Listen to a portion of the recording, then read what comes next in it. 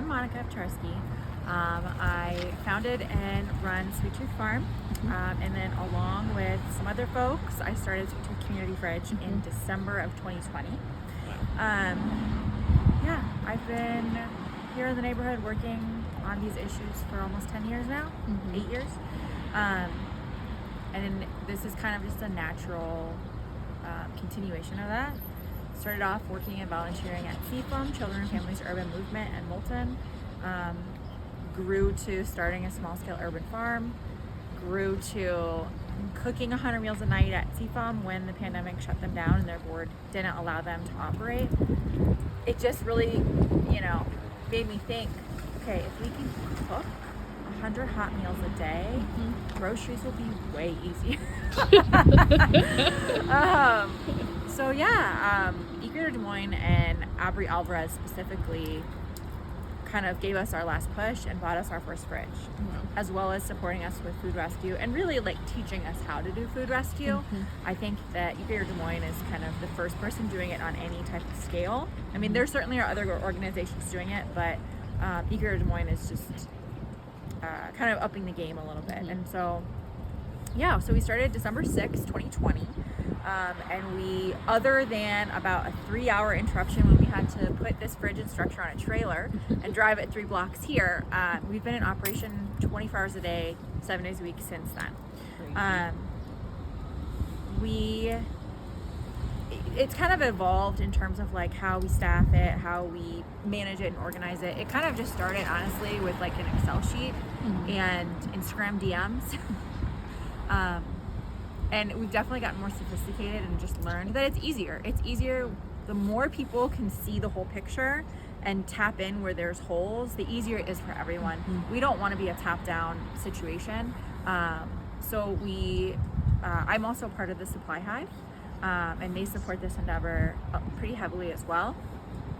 So we use a service called Volunteer Local, and we just program shifts in there. So we have 3 main shifts that we use to organize around the fridge. We have food rescue, we have shopping, just straight up grocery shopping for the fridge, and we have cleaning the fridge.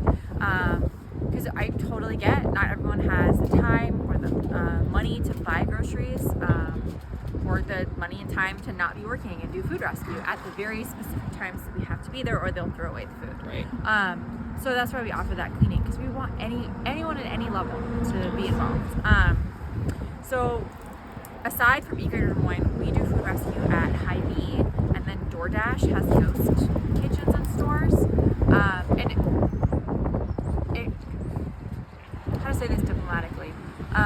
There are politics in the food nonprofit and food rescue world. And Aubrey and I at Eat Greater Des Moines are very much on the same page. I don't care. I can tell you I'm Sweet Tooth. I can tell you I'm Eat Greater Des Moines. It doesn't really matter. We just want to feed people. We don't really care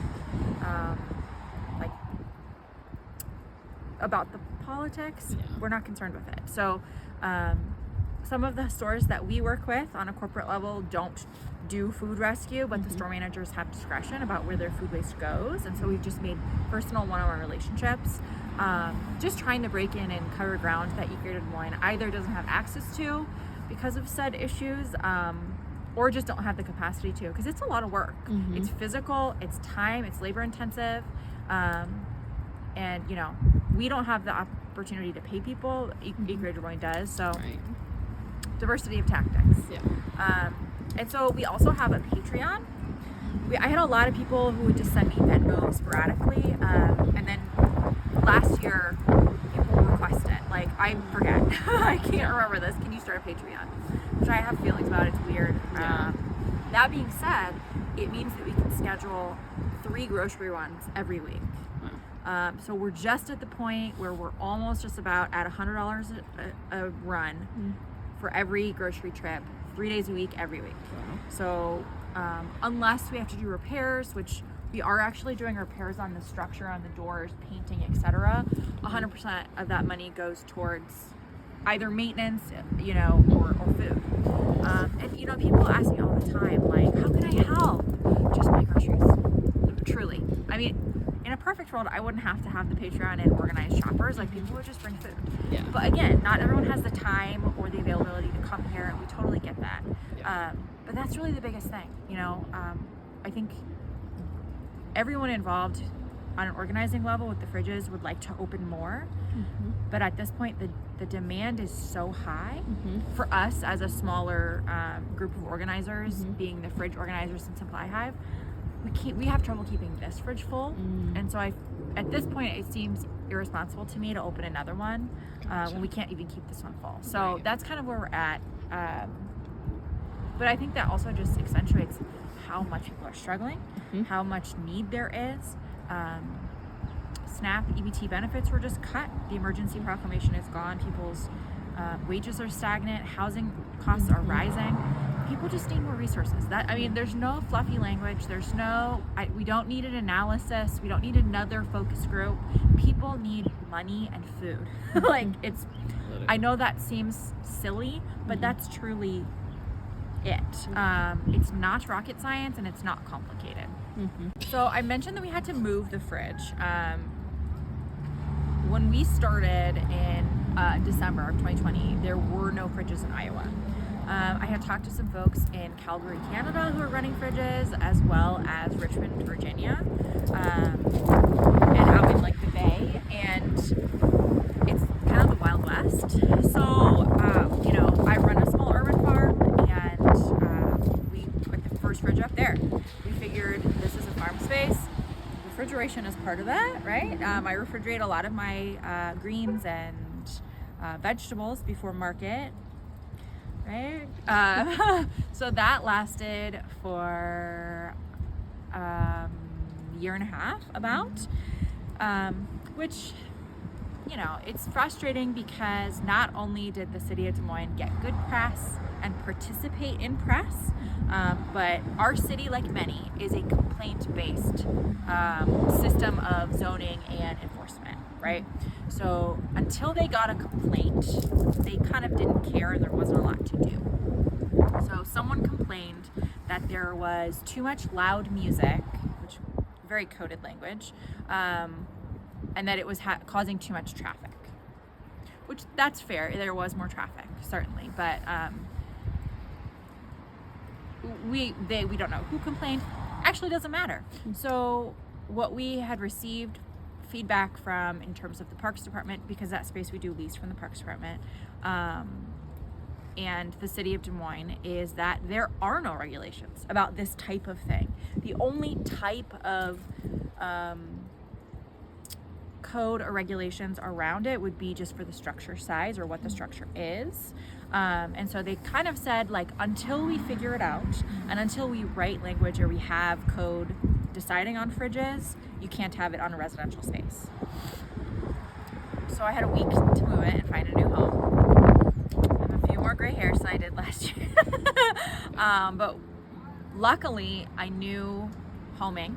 And actually one of the people who has been a supporter since day one and who was with me making meals in March 2020, Mike Hildebrand, another neighbor, he's on the board here. And so I just started asking anyone, calling in all favors. The first person who said yes was Bree Barnum down at the Barnum factory on 2nd, which is kind of where we want to put one once we can up our food rescue and donations, but she said yes right away. So we had a tentative spot, but it was really outside of this neighborhood. So when Home Inc. said yes, we jumped. They have been very much on board with the ethos and the ideas and the rules around the fridge. Their staff help keep it up. They don't police the fridge at all. They're very willing to let it be here. They do really good work with housing in the Des Moines community, and so it kind of just made sense. But there are certainly people who would like to see these all shut down. People in the food insecurity space, they don't like the idea of them. They're very concerned. They have concerns about safety. I have concerns about the safety of people being hungry. But so there are people, and there are certainly people at the city who would like to shut them all down and find a way legally to shut them down.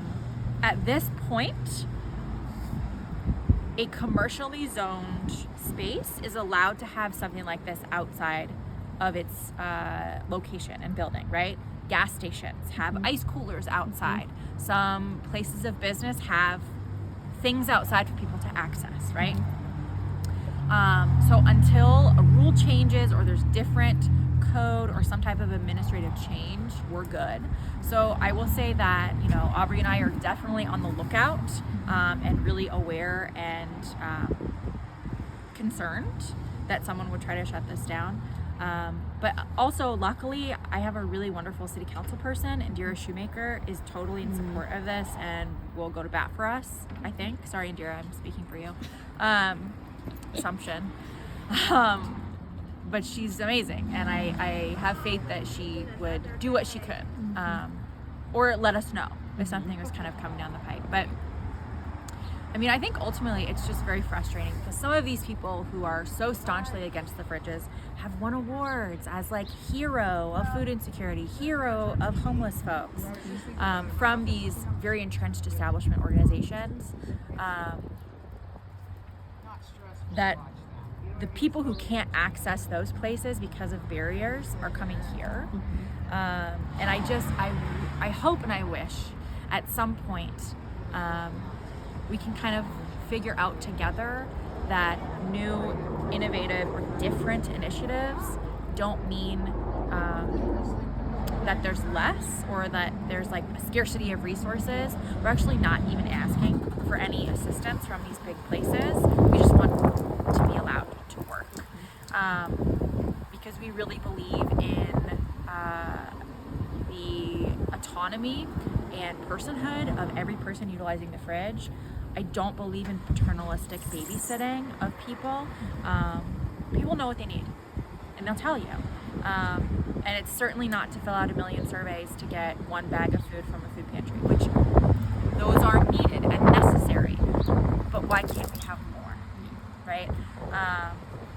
Because even just I would bet my mortgage just today, hundreds of pounds of food were thrown away in Des Moines, in every city, whether that be restaurants, grocery stores, event centers, gas stations, and that's all we want. Like Aubrey put it best, our only competition is with Metro Waste Authority. That's it. So I just hope that you know, the city of Des Moines can realize that there is federal legislation protecting what we're doing. And you know, Polk County has a slogan, it said we're leading the way. So I just hope that they could live up to that and choose to allow an innovative and helpful resource for the community. Fingers crossed. Hi, so we're gonna do a quick tour. It is almost 5 o'clock and right now the fridge portion is empty. These doors are open almost 200 times a day. We have incredibly high need and incredibly high traffic. So we do our best. I always tell people we can never guarantee that it's full. We filled it 3 times today and you know, we'll probably get some more donations tonight, but we do our best. So we have these doors on springs so that they shut in the cold. And here on this side we have our little pantry. A neighbor built this for me when the fridge was freezing, literally like the inside was freezing. So then we also, in cold months, we have a small heater. Essentially, we don't want this refrigerator to be exposed to below freezing temps. So here she is. Like I said, she is empty right now. But if you were coming to utilize, you would open the fridge and get what you need. We get a lot of food rescue delivered, and like I said, groceries from folks. And there's lots of donations from the community. So there are times where we have so much we could fill it 4 times over, and we actually have a backup location with a fridge at somebody's house that we store stuff in, and then we'll bring it when it's emptied out. But we honestly sometimes have people waiting in the parking lot because they know what time some of that food rescue is delivered. So sometimes it doesn't even make it inside the fridge, but that's okay. Our whole point is to feed people, and if people are taking home food, then we win. Right. Where are we located in Des Moines right now? Sure. So this is Riverbend. We are right off 6th Avenue. This building that very thankfully houses and hosts the fridge is Home Inc. And they are located at 1618 6th Avenue, 51314.